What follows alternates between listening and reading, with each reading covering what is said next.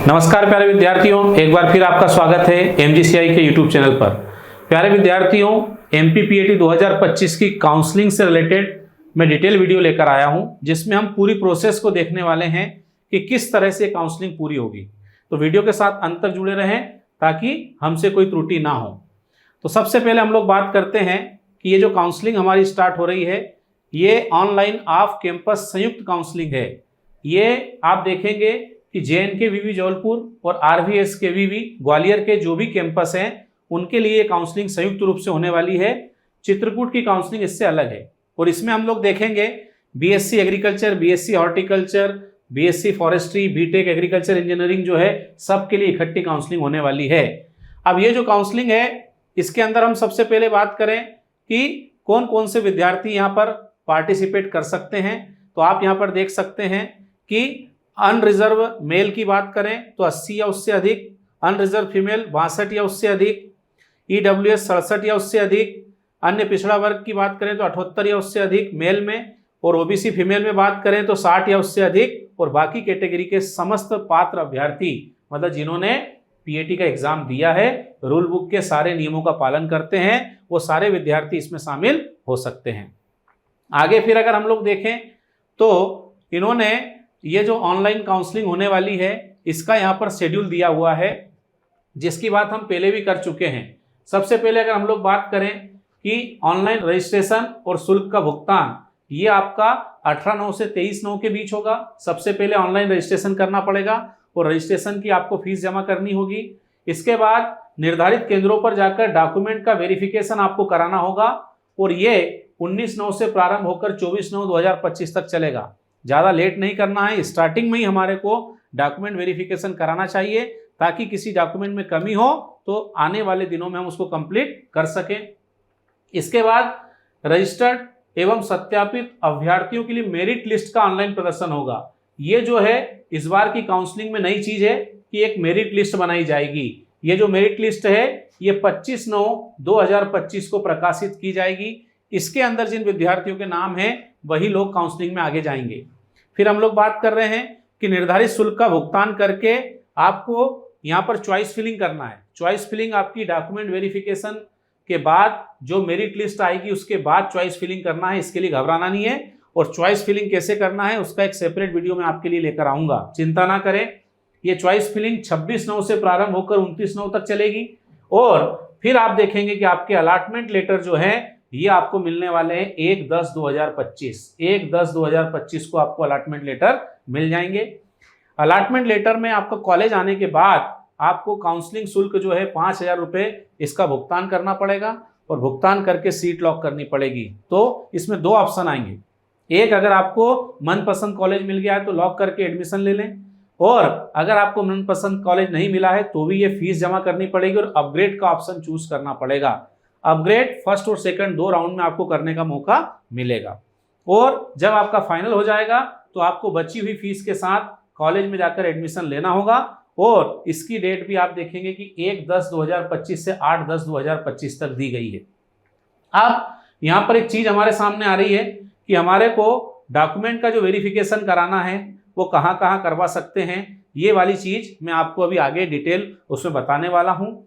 Payment seat उन्हीं लोगों को मिलेगा जिन्होंने पेमेंट पर यस किया था। तो दोस्तों अब हम जरा देखते हैं इसकी प्रोसेस को डिटेल में, जो कि आप देख पाएंगे kvv.mponline.gov.in। इसके अलावा RVSKVV और JNKVV दोनों की वेबसाइट पर आपको इसकी डिटेल मिलने वाली है। ये हम लोग देखते हैं तो यहाँ पर सीधा सा लिखा हुआ है कि प्रवेश की प्रक्रिया और शुल्क की जानकारी आपको वहीं से मिलेगी जो कि रूल बुक में पहले से दी गई है। वहाँ से आप देख सकते हैं इसको कि कॉलेज में आपकी फीस कितनी लगने वाली है। सारे अगर हम लोग बात करें कि नियम जो यहाँ पर प्रवेश के नियम यहाँ पर जो लगने वाले हैं वो ESB की रूल बुक के अनुसार रहेंगे। ESB की रूल बुक जो कि आपने देखा होगा PAT का फॉर्म भरते समय जो रूल बुक थी, अभी भी आप देखेंगे पोर्टल पे रूल बुक आपको मिल जाएगी। उसके हिसाब से सारे नियमों का पालन किया जाएगा। और हम क्या कह रहे हैं कि JNKVV और RVSKVV स्नातक काउंसलिंग 25 की प्रक्रिया पात्र प्रतिभागी अभ्यर्थियों के लिए क्या होगा वो नीचे इंस्ट्रक्शंस दिए हुए हैं, इनसे हम लोग बात करते हैं, आगे बढ़ते हैं। अब यहाँ पर आपको पूरा काउंसलिंग का डिटेल एक तरह से आपको देखने को मिल जाएगा। सबसे पहले काउंसलिंग में हमारे को इस बार क्या करना है, उन्होंने एक चीज दी है कि सबसे पहले आपको प्रोफाइल क्रिएशन करना पड़ेगा। आपको रजिस्ट्रेशन करके अपनी प्रोफाइल बनाना है, प्रोफाइल के बाद ही रजिस्ट्रेशन होगा, ये बात ध्यान रखना। और इसके साथ आपको शुल्क भुगतान करना पड़ेगा। काउंसलिंग शुल्क है, ये रिफंड नहीं होगा, ध्यान रखना, नॉन रिफंडेबल है। तो पहले प्रोफाइल बनेगी, फिर रजिस्ट्रेशन होगा। ज़्यादातर जानकारी वो आपके पीएटी में भरे गए फॉर्म के हिसाब से लेंगे, कुछ ही जानकारी आपको देना है, और इसके लिए 18/9 से 23/9 का समय दिया हुआ है। इसके बाद डॉक्यूमेंट वेरिफिकेशन अभी हमने बात की है, इसके लिए आपको सेंटर पर जाना होगा। ये ऑनलाइन नहीं होगा, फिजिकल आपको जाकर वेरिफिकेशन कराना होगा। डॉक्यूमेंट की लिस्ट क्या है पहले बता चुका हूँ, और बता दूंगा मैं। इसके बाद मेरिट लिस्ट आएगी, ये 25/9 को आएगी। इसके बाद चॉइस फिलिंग होगी और शुल्क भुगतान आपको करना पड़ेगा चॉइस फिलिंग का, लॉकिंग का। और ये कब होगा, ये 26/9 से 29/9 के बीच होगा। अलॉटमेंट जो है ऑनलाइन मिलेगा, 1/10 को आपको पता चल जाएगा कौन सा कॉलेज मिला है। फिर 5,000 रुपये का शुल्क आपको देना होगा 1/10 से लेकर 8/10 के बीच, ये मैं आपको भी बता चुका हूँ। फिर ऑनलाइन प्रवेश के लिए 1/10 से 8/10 के बीच में आपको कॉलेज में जाना होगा, ठीक है। और कक्षा प्रारंभ होने का भी इन्होंने टाइम नहीं लिखा है। अब यहाँ पर ध्यान देंगे, अभ्यर्थी को पोर्टल पर अपना प्रोफाइल बनाकर पंजीयन फॉर्म भरना अनिवार्य है। पंजीकरण तभी मान्य किया जाएगा जब आप निर्धारित शुल्क जमा करेंगे, सफलतापूर्वक भुगतान होगा तब। तो अभ्यर्थियों को सलाह दी जाती है कि पंजीकरण करने से पहले पोर्टल पर उपलब्ध रजिस्ट्रेशन यूजर मैनुअल को ध्यानपूर्वक पढ़ लें, ताकि किसी प्रकार की कोई गलती ना हो।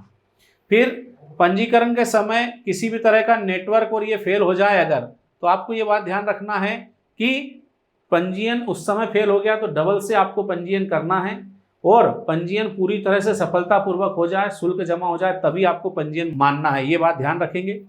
इसके बाद फिर हम लोग आगे बढ़ते हैं। हाँ, ईएसबी पीएटी 2025 के दौरान अभ्यर्थियों द्वारा भरी गई व्यक्तिगत जानकारियां, जैसे अभ्यर्थी का नाम, पिता का नाम, माता का नाम, जन्म तिथि, लिंग, मूल निवासी की स्थिति, श्रेणी, वर्ग, पेमेंट सीट हेतु विकल्प सीधे ऑनलाइन काउंसलिंग प्रक्रिया में उपयोग की जाएगी। मतलब इनमें संशोधन नहीं होगा, पहले जो आपने फॉर्म भरते समय जानकारी दी थी वहीं से ये डायरेक्ट उठा लेंगे। केवल काउंसलिंग पंजीकरण के दौरान भरे गए अतिरिक्त विवरणों को ही अभ्यर्थी अपने कैंडिडेट लॉगिन के माध्यम से काउंसलिंग कार्यक्रम में निर्धारित अंतिम तिथि तक संशोधित कर सकते हैं। अभ्यर्थियों को सलाह दी जाती है कि केवल अपना मोबाइल नंबर और ईमेल आईडी, मोबाइल नंबर और ईमेल आईडी ही पोर्टल पर दर्ज करें, बाकी कोई जानकारी आपको दर्ज करने की जरूरत नहीं है। वो सीधे पीएटी का जो आपका रिजल्ट है, एप्लीकेशन फॉर्म है, वहां से ले लेगा। फिर हम लोग आगे चलते हैं। पंजीयन के पश्चात आपको डॉक्यूमेंट वेरिफिकेशन कराना है। डॉक्यूमेंट्स की लिस्ट में पहले भी दे चुका हूं। रजिस्ट्रेशन फॉर्म स्लिप जो आप रजिस्ट्रेशन कराएंगे वो, पीएटी की मार्कशीट, एडमिट कार्ड दोनों लगेंगे आपके। इसके बाद हम लोग बात कर रहे हैं 10th और 12th की मार्कशीट और सर्टिफिकेट। अगर आपका गैप हुआ तो गैप सर्टिफिकेट है ना। अगर मध्य प्रदेश के मूल निवासी हैं तो डोमिसाइल सर्टिफिकेट, मतलब मूल निवासी प्रमाण पत्र लगेगा। फिर हम लोग बात कर रहे हैं कि भाई अगर आप किसी कैटेगरी से संबंधित हैं तो आपको कास्ट सर्टिफिकेट यहाँ पर देना पड़ेगा, ईडब्ल्यूएस के तो देना पड़ेगा, फिर डिसेबल्ड है तो उसका सर्टिफिकेट लगेगा, फ्रीडम फाइटर है तो उसका, और अगर आपने कृषक पर हाँ किया तो उसका सर्टिफिकेट आपका लगेगा, ठीक है। हाँ, अगर किसी के पास अभी इनमें से कोई दस्तावेज नहीं है और वो बनवाना चाहता है तो पीएटी की जो रूल बुक है वहाँ पर आप देखोगे सबके फॉर्मेट दिए हुए हैं, वहाँ से आप उसको डाउनलोड करके उस फॉर्मेट में आप बनवा सकते हैं, चाहे कृषक हो चाहे आप देखोगे दूसरे प्रकार के सर्टिफिकेट हो वो। अब आप देखेंगे कि दस्तावेजों का सत्यापन आप कहाँ कहाँ करवा सकते हैं। तो agriculture college Jabalpur, agriculture college Rewa, agriculture college Tikamgarh, agriculture college Ganjbasoda, Waraseoni, Pawarkheda, engineering college जो है अपना एग्रीकल्चर इंजीनियरिंग जबलपुर, फिर zonal agriculture research station Chandangaon Chhindwara में जो है, regional agriculture research station Sagar में जो है, कृषि विज्ञान केंद्र पन्ना, एग्रीकल्चर कॉलेज ग्वालियर, इंदौर, सीहोर, खंडवा और हॉर्टिकल्चर कॉलेज मंदसौर। इतने सारे में आप देखोगे ये डॉक्यूमेंट वेरिफिकेशन के सेंटर है। तो आपको परेशान नहीं होना, आप जहां पर अभी हैं उसके नज़दीक जो भी सेंटर हो वहां से आपको डॉक्यूमेंट वेरिफिकेशन करा लेना है। डॉक्यूमेंट वेरिफिकेशन के बाद यहाँ पर ESB PAT की रैंक के आधार पर मेरिट लिस्ट बनाएगा। जो लोग रजिस्ट्रेशन कराएंगे उनकी अलग से मेरिट लिस्ट बनेगी, उसके बाद आप आगे का कार्यक्रम देख पाएंगे। फिर हम लोग देख रहे हैं कि सत्यापन की प्रक्रिया के बाद अभ्यर्थी को अपनी पसंद का कॉलेज फ्री या पेमेंट पर प्राथमिकता का चयन करना होगा और उसे लॉक करना होगा। सीट आवंटन के लिए केवल उन्हीं अभ्यर्थियों पर विचार किया जाएगा जिनके द्वारा प्राथमिकताओं की लॉकिंग के पश्चात शुल्क जमा किया है। मतलब आपने सीट लॉक और शुल्क जमा किया है, उन्हीं पर आप देखोगे बात की जाएगी। इसके अलावा जो बचे हुए स्टूडेंट हैं जिन्होंने अगर चॉइस फिलिंग वगैरह नहीं की है तो उन पर चर्चा नहीं होगी। और लॉक करना बहुत जरूरी है।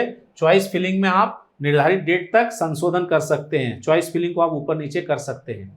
फिर प्राथमिकताओं के चयन के दौरान मध्य प्रदेश के मूल निवासी अभ्यर्थी महाविद्यालय की फ्री सीट और पेमेंट सीट दोनों विकल्प चुन सकते हैं, जबकि मध्य प्रदेश के बाहर के जो विद्यार्थी हैं वो केवल पेमेंट सीट पर ही आप अपना विकल्प चुन पाएंगे, उसी ऑप्शन को आप ले सकते हैं।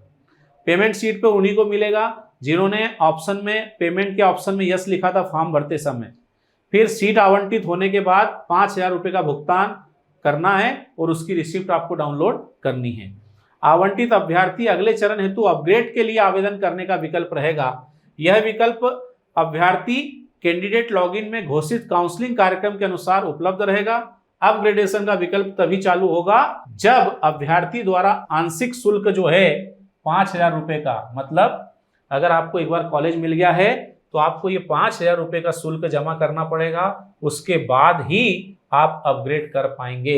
अगर आपने शुल्क जमा नहीं किया है तो आपको अपग्रेड का ऑप्शन नहीं मिलेगा या आप अपग्रेड नहीं कर पाएंगे, आप काउंसलिंग से बाहर हो जाएंगे। ठीक है, ऐसे आवंटित अभ्यर्थी जो आगामी चरणों में भाग लेना चाहते हैं उन्हें अपने कैंडिडेट लॉगिन से अपग्रेड विकल्प का चयन करना होगा। अगर वे ऐसा नहीं करते हैं अथवा अपग्रेडेशन में नो विकल्प चुनते हैं तो उन्हें काउंसलिंग के आगामी चरणों में अपग्रेड पर विचार नहीं किया जाएगा। मतलब आपको कॉलेज मिला है, ये फीस जमा करके आपको कैंडिडेट लॉगिन में जाकर अपग्रेड के ऑप्शन को यस करना है, तो ही आपको अगले राउंड में अपग्रेड करेंगे। अगर आपको मनपसंद कॉलेज मिल गया और आपने अपग्रेड में नो कर दिया तो अगले राउंड में फिर आपको अपग्रेड पे चर्चा नहीं की जाएगी, आपकी सीट परमानेंट लॉक हो जाएगी। ठीक है, फिर हम लोग आगे चलें तो आप देखेंगे ऐसे अभ्यर्थी जो अपनी आवंटित सीट पर प्रवेश लेना चाहते हैं वे अलॉटमेंट लेटर डाउनलोड करने के बाद आवश्यक मूल दस्तावेज और प्रवेश शुल्क के साथ आवंटित संस्था में उपस्थित होना होगा जहां ऑनलाइन प्रवेश प्रक्रिया संपन्न होगी। आपको उस कॉलेज में जाना होगा, सारे अपने डॉक्यूमेंट्स और बची हुई फीस लेकर, वहां पर आपका ऑनलाइन क्या होगा, एडमिशन होगा। ठीक है, फिर हम लोग देखें प्रवेशित अभ्यर्थी के रूप में उन्हीं अभ्यर्थियों को मान किया जाएगा जिनका प्रवेश आवंटित महाविद्यालय द्वारा ऑनलाइन पोर्टल के माध्यम से दिया गया हो। मतलब कॉलेज में जाकर आपको एडमिशन ऑनलाइन लेना है, ऑफलाइन जो प्रवेश है वो मान्य नहीं होगा, इस बात को ध्यान रखना। वहां जाकर भी आपको ऑनलाइन पोर्टल पर अपना एडमिशन कराना है, ध्यान रखें। आगामी चरणों की काउंसलिंग में अभ्यर्थियों द्वारा पूर्व में लॉक की गई चॉइस को आवंटन हेतु मान्य किया जाएगा। अभ्यर्थी को अपनी पूर्व में लॉक की गई चॉइस को उस चरण की काउंसलिंग कार्यक्रम के अनुसार एडिट करने की सुविधा कैंडिडेट लॉगिन पर उपलब्ध होगी। ठीक है, नवीन अभ्यर्थियों को अपनी पसंद के कॉलेज की प्राथमिकता का चयन करना होगा तथा उन्हें लॉक करना होगा।